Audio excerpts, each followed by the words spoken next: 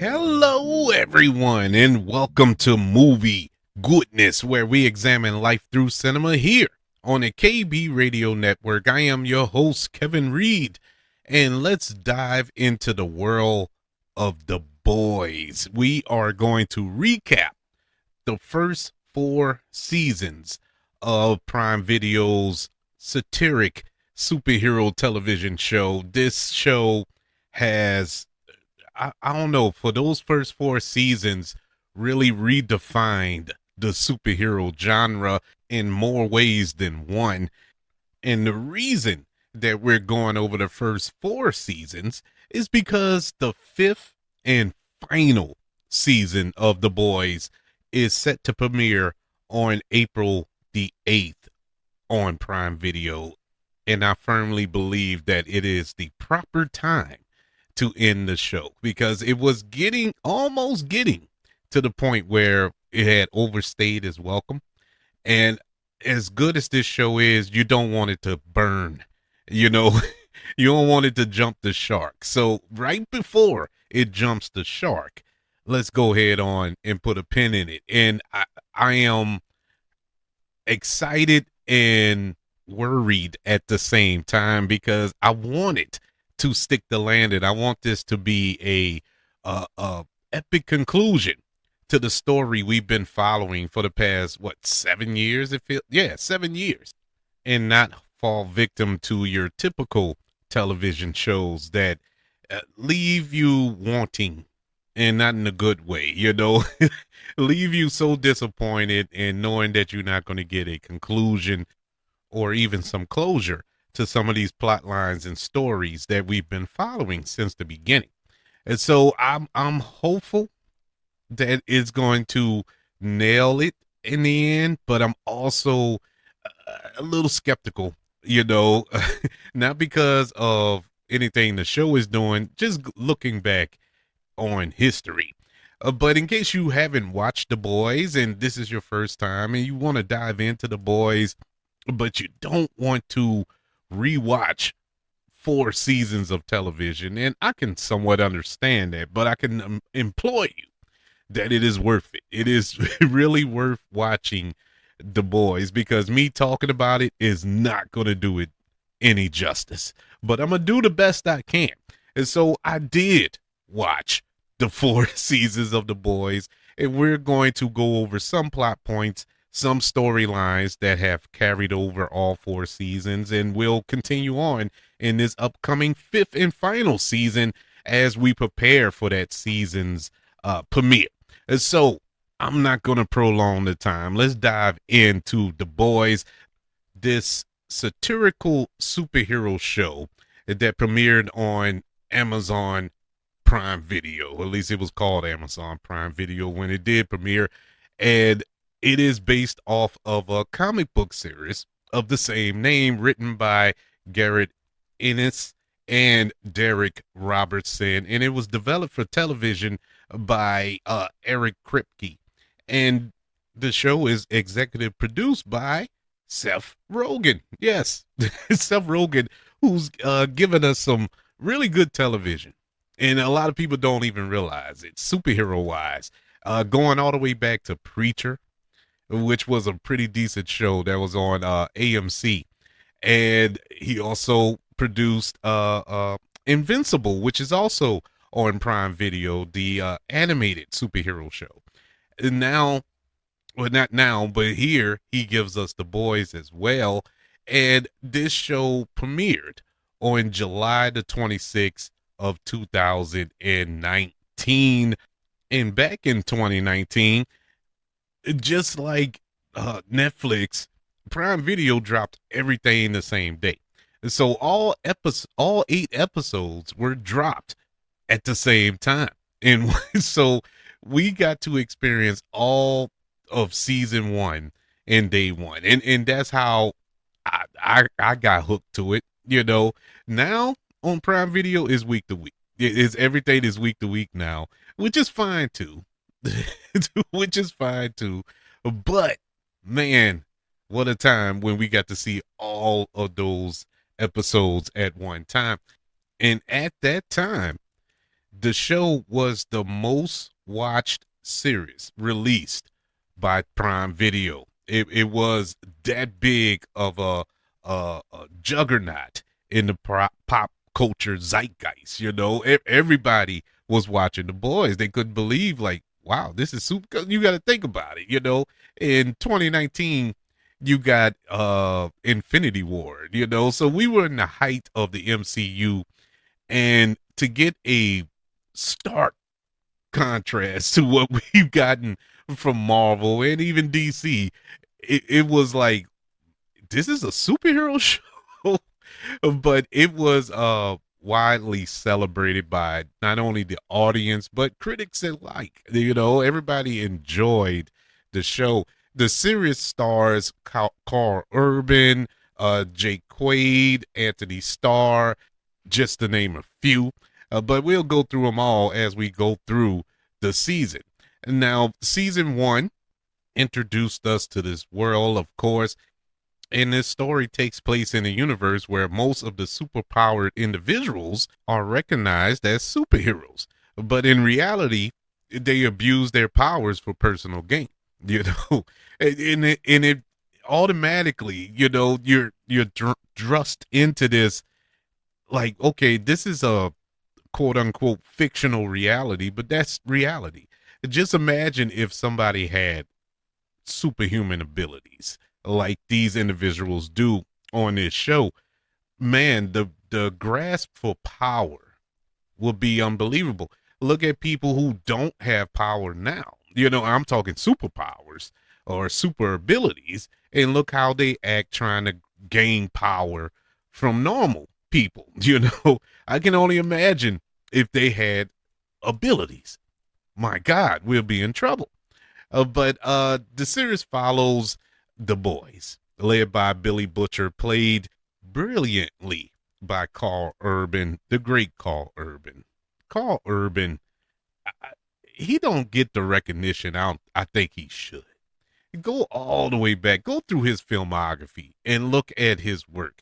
Carl Urban is not what you would consider a movie star, box office juggernaut actor or whatever. But he you can make the argument he should be, because he he is amazing in everything. No matter what the movie is, he gives his 100% effort every single rip.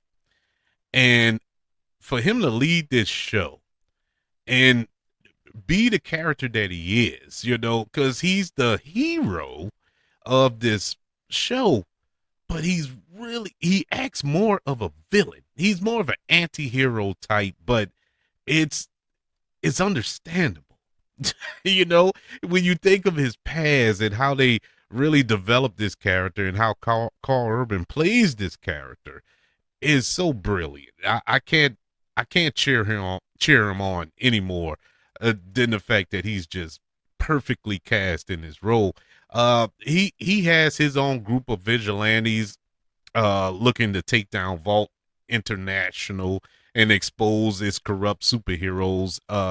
You have Hughie, and Hughie Campbell, who is played by Jack Quaid, and he is, how, how do I describe Jack Quaid? Jack Quaid is like, once again, perfect casting, but you know, it, the big discussion about nepo babies in Hollywood and how they're only where they're at because of their famous parents and whatnot.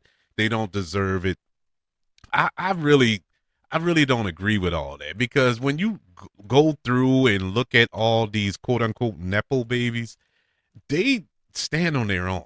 If watch The Pit on HBO, The Pit is full of nepo babies, but all of them are amazing. All of them can act. All of them stand on their own accord, and Jack Quaid does as well. Jack Quaid, you could make an argument, is probably better than his parents. And in case you don't know, by his name, he is the son of Dennis Quaid, and Meg Ryan is his mother. And so they, and they are awesome in their own right, but he is standing on his own, and he is amazing as Hughie Campbell.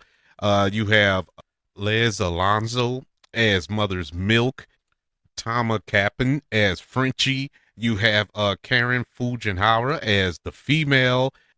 A real ragtag group of individuals. This little task force known as the Boys. But the show in the season starts off in, I would say, epic fashion. Um, Huey is standing outside with his girlfriend. They're kissing. They're standing on the curb. And suddenly, out of the blue, Huey's girlfriend just suddenly spontaneously combusts. At least that's what you thought at first, because it was just like the blink of an eye. And then we find, as the camera, and they showed it in all of his bloody glory. And as the camera whips around, we see a trail, like skid marks, and it's the speedster A Train portrayed in the show by Jesse T. Usher, and he's like a variant of the Flash, and he just blows through it. It was accidental.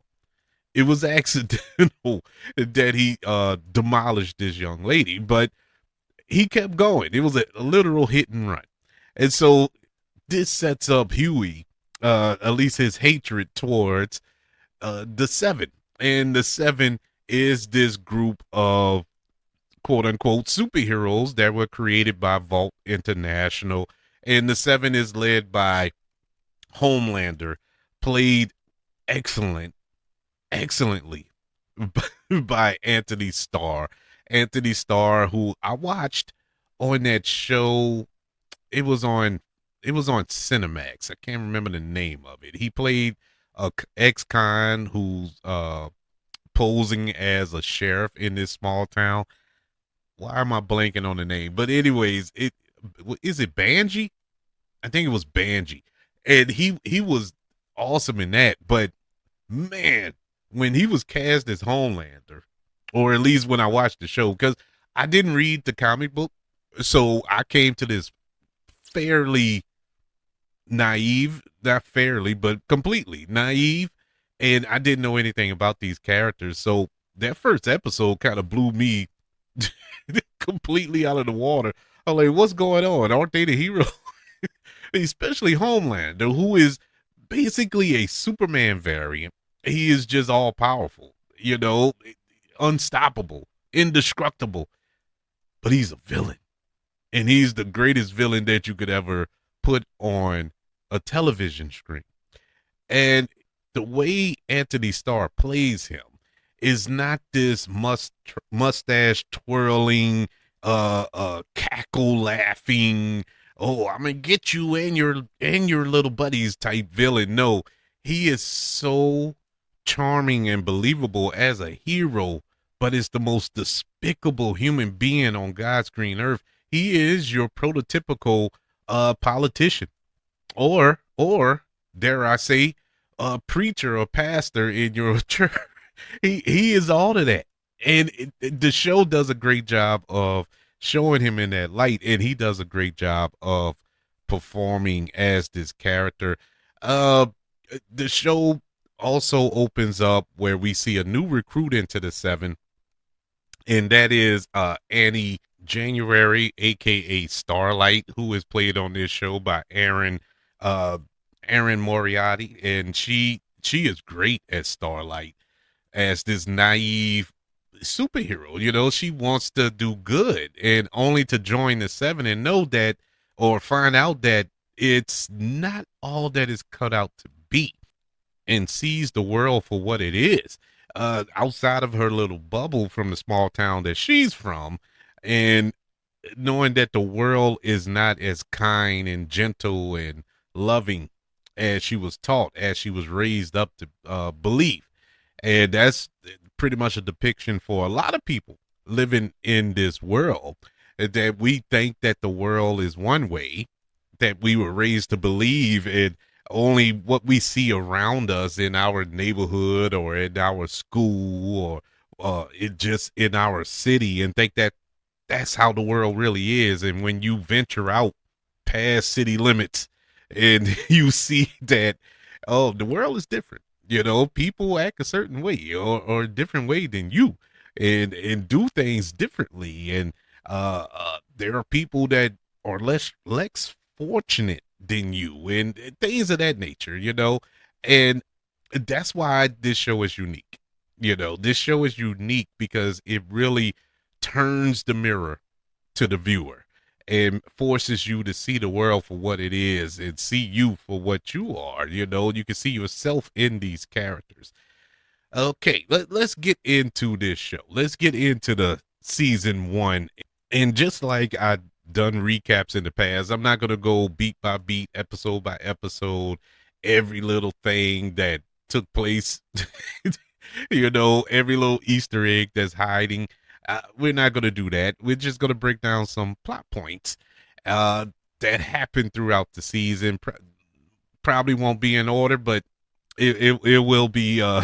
We'll we'll do our best to try to keep everything streamlined for season one. Season one, it reveals that Compound V creates supers. They weren't born with these super abilities; they were created. And some of the key plot points throughout season one, how the boys assembled. We got Billy Butcher. He reunites with Frenchie and Mother's Milk to go after the superheroes, and they later involve the traumatized Hughie, who to join the group. This team was once formed.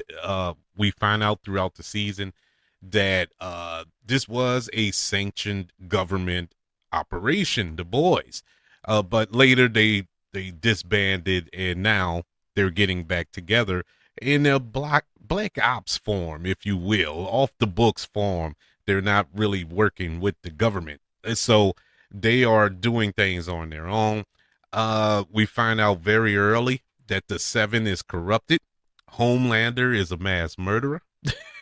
That episode when Homelander and Queen, what's her name, Maeve, and she uh, tries to save these people on an airplane that's about to crash, and Homelander is like, nah, can't save them. And that scene just blew me away. I did not see that coming. Uh, the fact that he let those people die, let all those people die on that plane, even killed killed one before the plane even crashed. It was brutal. It was brutal to watch, but man, that set Homelander up to be just this diabolical individual throughout this show. A Train, we find out that he's hooked on Compound V. And our Aquaman variant, the Deep, we see that he sexually assaults Starlight once she joins the Seven, and that was a very uncomfortable, very uncomfortable uh uh episode and situation that had long lasting effects not only on the Deep but Starlight throughout the show, not just that season. We get the connection with Hughie and Starlight in this season. After Starlight joined the Seven, only to discover that the team was cruel, they were corrupt, and just flat out evil. And she falls in love with Hughie, and she later sides with the boys, uh, giving them a little advantage, being as though nobody in the boys, with the exception of the female, but nobody else have superpowers. And so it was good to have her on the team, even though she was working mostly undercover, uh, not undercover, but as a mold, if you will, to work against Vought. So she still was a part of the Seven, but she was working more with the boys. Compound V exposure. The team discovers soups weren't born but created by Vought with this compound, and that's a secret they work to expose. Uh, a lot of these individuals believe that they were born this way. Starlight believed she was born with these abilities, along with many others who have this ability. And it is discovered that parents were injecting themselves or their newborn babies with this compound in hopes of them becoming a super, a soup, as they called them on the show, and hopefully become a part of the seven and live better lives. Uh, Very, very disturbing to hear that. Didn't think that would disturb me, but it did. In the climax of this season, Translucent, who is one of Vaught's quote unquote heroes, he's killed by the boys. Which is crazy how they did it, man. Had him in a cage. They stuck a bomb up his butt and basically blew him up. And Homelander, he kills one of the executives, Stillwell, who is played by Elizabeth Shue on the show. I mean, oh my God, disturbing. The way he killed her with the heat vision through her face was brutal, man. But season one ends with a twist. And it was an awesome twist. It was an awesome ending to that season. All throughout the first season, Butcher, who was pretty guarded with his history, with his own personal stories, we knew about his wife, and we assumed that his wife was dead. They talked about it throughout the show, that she was dead, and she worked with the government as well, and so on and so forth, and believed that Homelander was the reason for this. Well, we end when Butcher finds out that his missing wife was indeed alive. And not only was she alive, you would think they would stop there. No, but she had a child. She had a son in this little tucked away home somewhere. And then it was revealed that that wasn't Butcher's son. That is the son of Homelander. And so not only did the Homelander take his wife, they conceived a child together. You couldn't get more brutal than that. That's a fate worse than death, bro. I'm like, man, that still stings, and it's still, in my humble opinion, one of the best endings to a season I've seen in a very long time. I scratch my head to find a better twist to a season finale than the one we got in season one to the boys. I really, they are great.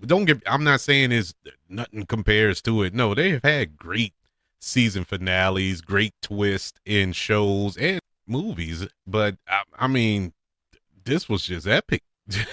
This was amazing, man. Because you look at the character of Butcher and his whole motivation throughout the whole season was finding Homelander, finding a way to kill him because of what he did to his wife, only to end with him staring at his wife and with a son. So now you have a completely different motivation going into the next season. I really, really, really loved this first season of The Boys. Did it affect the next three seasons that I watched? It did, in a way. I did enjoy all of the seasons. I'll just put that out there now. But it was just hard to top season one. It was hard, man. So I'm not faulting the other seasons for being a little short in a lot of ways, but it just started off so strong. I can't I can't wrap my head on how great it was. And so that was season one, pretty much in a nutshell. Let's go into season two of The Boys, where the story continues the conflict between the two groups, the boys and the seven, or Vought, if you want to go real deep in it. Now, the boys being aided by Starlight, they continue those efforts to bring down Vought. The conflict is worsened, however, as we just mentioned, with Butcher learning that his wife is still alive, Becca, and she is being held captive by Vought with a superpowered son fathered by Homelander. We get introduced to a new character this season, uh, Stormfront. Stormfront, who has a very sketchy past, just to put it plainly. And she joins the Seven in hopes to convince the unwitting Homelander to lead Supes into world domination.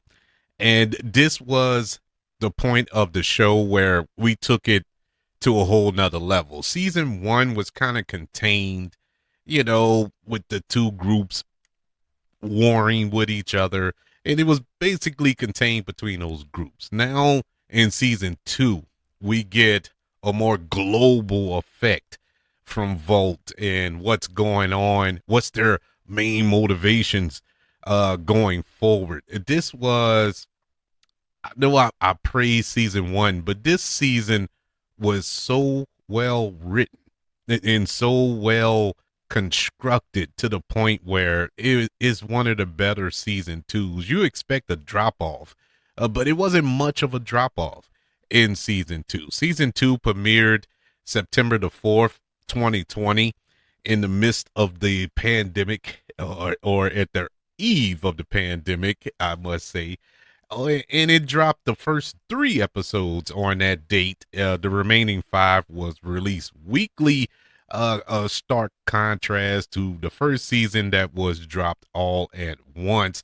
The second season received, just like the first season, viewership records for Prime Video, and it got praised for its theme, storylines, and performances, in particular for Cora Urban and Jake Quaid and Anthony Starr, and the newcomer Aya Cash, who plays Stormfront.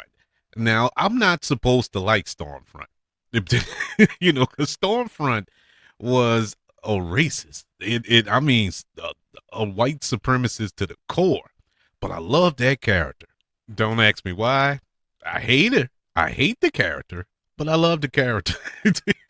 It all at the same time. But let's go over the plot points, or plot lines in season 2, starting with Stormfront. We see her rise and fall in this season. Stormfront, at one point, was known as Liberty. She joins the Seven, bringing a racist Nazi agenda that crazy enough gets Homelander's attention. This appeals to him, this new agenda, or not new, but this agenda from this alt-right Nazi racist superhero. And she is revealed to be well over 100 years old, a 100-year-old Nazi, and she's the widow of the founder of Vought.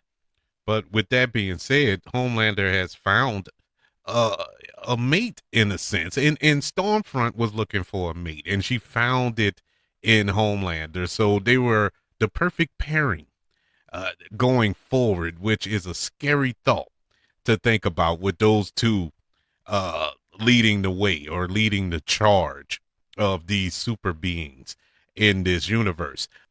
Plot point number 2, you have Homelander and Becca's son, Ryan, and throughout the season, we have Homelander trying to train Ryan, but it's just not connecting, because Ryan wants a father, not an instructor.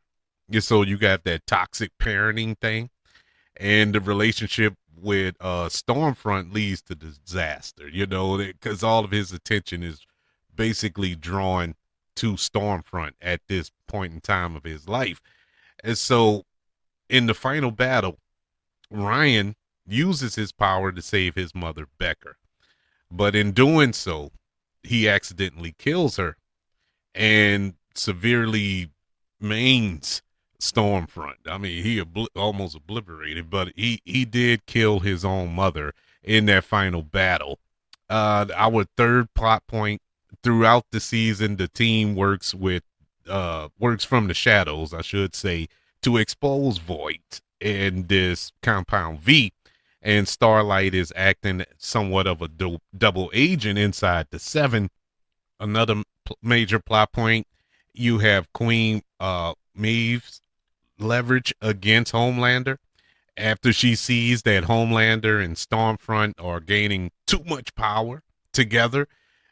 She secures some blackmail footage from the plane incident in season one when they abandoned that plane and killed all those people. And she's using that to force him to stop his plans and to save Butcher at the same time. Our other plot point for season two: multiple characters are killed by this mysterious exploding head thing at a congressional hearing. It, and the season ends to reveal that it was Congresswoman Victoria Newman. And she is the killer, and revealed to be a suit, at least revealed to the audience, of being a soup who has the power to blow your head off your shoulders. And so the aftermath of it all, Vault's reputation takes a hit when Stormfront is discredited as a Nazi, and the boys are cleared of all their charges. Hughie, he takes a job working for Newman, unknowingly that she's a soup and a murderer, but he takes this job working with her. Our characters, their little story arcs throughout the season. Butcher, he vows to raise Ryan as a good person, following the death of Becca, because this was her last wish, in spite of what happened, that he basically killed his mom. She still employs Butcher to raise him as his own, raise him to be a good person. Homelander ends up alone and humiliated, having lost his love interests in Stormfront and his own son Ryan. So he took a big L in season two, but he's still influential inside of the Seven because he's Homelander. Starlight and Hughie, their relationship strengthened despite the high stakes danger that took place throughout the season, and they moved towards working to take down Vought legally. This is the reason why Hughie took the job working for Newman. And so this is all to take less risks, working with Butcher and the boys, where they probably would end up dead, doing the will of Butcher. And A-Train and the Deep now both try to return to the Seven, and A-Train succeeds by helping leak info on Stormfront, while the Deep remains on the outside looking in, having left the Church of the Collective. And so this is where we leave off in season two. Season two had a lot going on, and a lot of internal conflict, global conflict, higher stakes, yet stayed centered throughout. And so let's get into season three of The Boys, which takes place a year after the events of the previous season. The season follows the boys now working for Victoria Newman's Bureau of Superhero Affairs to apprehend problematic soups, having somewhat of a little peace treaty with the with the Seven, but the conflict resurrected once Butcher and Hughie and the rest of the boys clique reunite to investigate the truth about the apparent death of Soldier Boy, one of Vault's first American superheroes, with the hopes of killing Homelander for good. Soldier Boy is played by a newcomer to the show at this point, Jensen Ackles, who we all know from Supernatural, and he was on Smallville. Him as Soldier Boy was like money. That was money. And Soldier Boy is a Captain America ripoff. No, not the rapper. So, Soldier Boy is the complete opposite of Steve Rogers. I mean, it's about as opposite as you can get, and he is brutal as well. Concurrently, throughout this show, we see that Homelander's mental stability begins to deteriorate as Volt attempts to restrict his power, while other seven members, such as Starlight and Queen Maeve, uh, assist the boys in their plots to, I guess you could say, bring them down in this season. This season was probably my least favorite season. And that's not to say that it was a bad season. I had put a high expectation on season three that it didn't meet. And it was my own personal thing. It was nothing against the boys, period. It was me that that set my standards way too high. And I don't know why I set them that high for this season. And I didn't do it for any other season. But it kind of fell short in my little expectations, but it was still a good season. Season three premiered on Prime Video on June the 3rd, 2022, with the first three episodes dropping on that date, and the remaining five were released weekly on the platform. This season received positive reviews for its action, social commentary, visual effects, and story and performances. This season had five key plot points for me. Number one was Soldier Boy and Temp V. The boys find Soldier Boy in Russia, who can beam energy that depowers soups, and Butcher and Hughie take temporary compound V to fight him, but it causes fatal side effects. And this is where I was kind of like bouncing off the walls with this, because I didn't like the fact that Huey and Butcher was taking the compound V. It just felt kind of jumping the sharkish, like they couldn't find another way to continue on this story unless you gave them superpowers as well. I just didn't like that. Now, once again, if you remember me saying, I didn't read the comics, so I don't know if this happened in the comics proper. And even if it did in the comics, I wouldn't wouldn't have liked it. I didn't care for that. It took some of the intrigue away from it. I don't want a level playing field with these guys, because the whole thing for me is normal human beings taking on these superpower beings, and I want to see how they can defeat them without having powers themselves. And that was part of the reason why season three was kind of for me, and that was a big plot point that just, I don't know, just robbed me of a little joy throughout this season, even though I did enjoy the season. One of the other plot points that I did enjoy was Stormfront's suicide. that pretty much affected Homelander, but not in the way that you think. Homelander, he breaks down at that point, and then he realizes he can do whatever he wants. And now you have a Homelander with the cuffs off.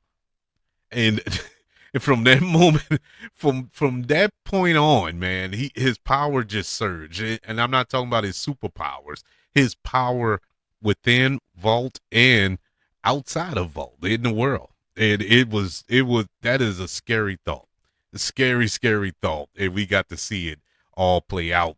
The other plot point, the big battle in the finale. In the finale, you had the team, they take on Soldier Boy to save Ryan, who has chosen to follow his father, Homelander. And we find out that Homelander is the son of Soldier Boy.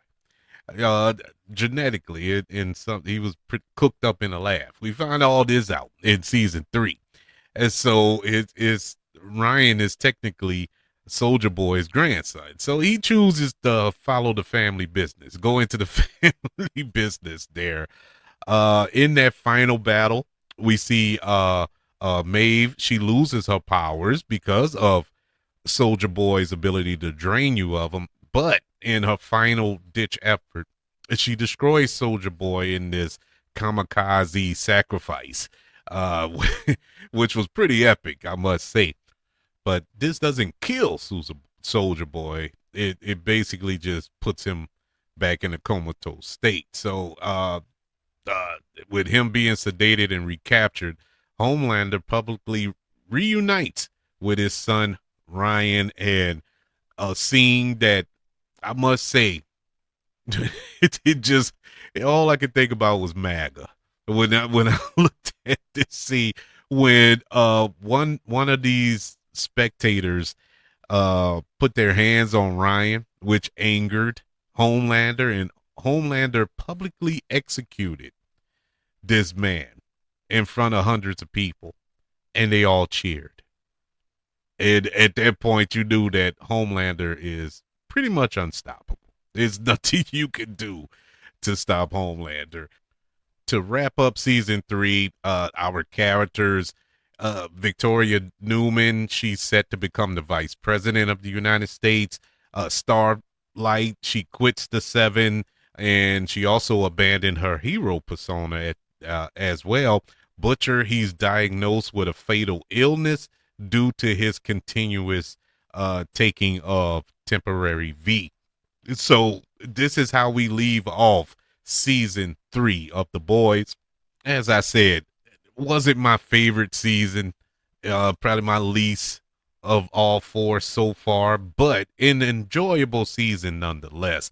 A lot of story pushed forward and a lot of action in this season. I think there was more action in this season than previous seasons, but still didn't quite get there for me. And so we move on to season 4, just this previous season of The Boys.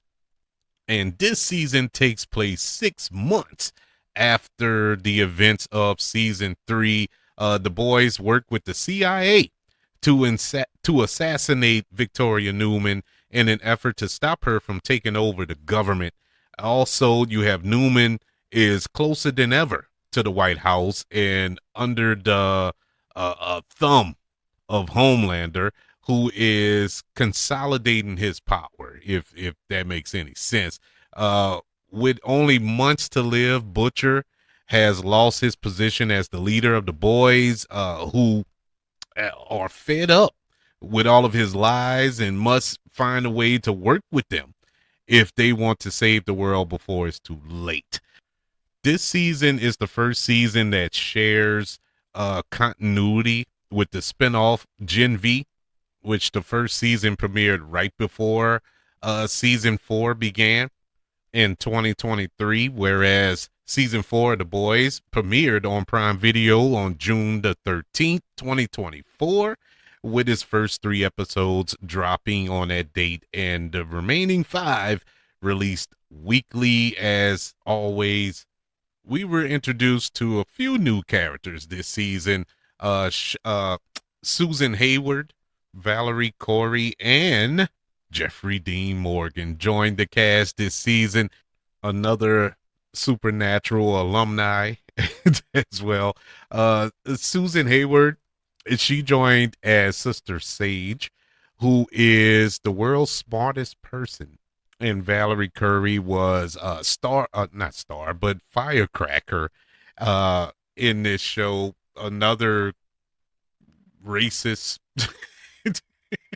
who's taken a liking to Homelander. And so our plot points for season 4, you have Butcher's dark past, and this is where we are introduced to Jeffrey Dean Morgan, who plays Joe, and he's basically a hallucination, a manifestation in Butcher's mind due to his condition that he's currently in, dying, and the effects of the compound V that he's been taking, living with it for months. So he's haunted by these visions and hallucinations, not only of Joe, but of Becca as well. but he's on this crusade to pursue this deadly virus that can kill soups. And so, and he eventually begins to embrace his dark side, his dark tentacle powers, and he's on a mission to kill Victoria Newman in this season. Other plot point, we have Homelander, who's more unhinged than ever before. He's gripping with this aging and his quest for control over Vought and the Seven. He stays as a coup with Sister Sage in intellect framing Starlight supporters for deaths and stroking civil unrest throughout the country. Very smart thing the show did there. Not just showcasing super speed and flight and strength and heat vision and all, using intellect, using political pulls and stuff like that, a different kind of power to take down somebody. I thought that was a smooth move by the show at this point. Another plot point, we have the struggles of the boys. Mother's Milk takes leadership after they out pretty much voted out Butcher, and he's struggling with this because he's stressing out, man, having panic attacks, anxiety attacks, and all this going on. Frenchie, he confronts his past with this new lover, Colin, while dealing with this intense guilt that it has been weighing over him. Meanwhile, the female, also known as Chemical, she faces her PTSD as well. Hughie, he's dealing with his parents and his father's stroke. Hughie's father, played by the great Simon Pegg. We have the battle between Starlight and Firecracker. Uh, Annie, she attempts to drop the Starlight persona, but is pulled into this toxic media feud because of all of these staged assaults orchestrated by Homelander and Sage and Vought. And so she's pulled back in and she gets into this feud with Firecracker, who is basically the female Alex Jones, that is preaching just lies, to the masses. And in the final chaos, the season ends with Homelander effectively taking control of the U.S. government after Victoria Newman is murdered. And he declares martial law and placing the boys on the run as the world falls to chaos. Butcher, he drives off. He's obtained the virus. So he has that to use against Homelander and the other soups. And then in a post-credit scene, the last scene shown in season 4, Calhoun, who is now the president of the United States, he shows Homelander where they are keeping Soldier Boy. And so we are promised a Soldier Boy return in this upcoming 5th and final season, and I can't wait. I am excited for season 5, and I am hyped up, ready to go. Can't wait to see how this all ends. How will they finally take down Homelander? Because at this point, just killing him won't do justice. He'll be a martyr. So you really got to destroy the legacy.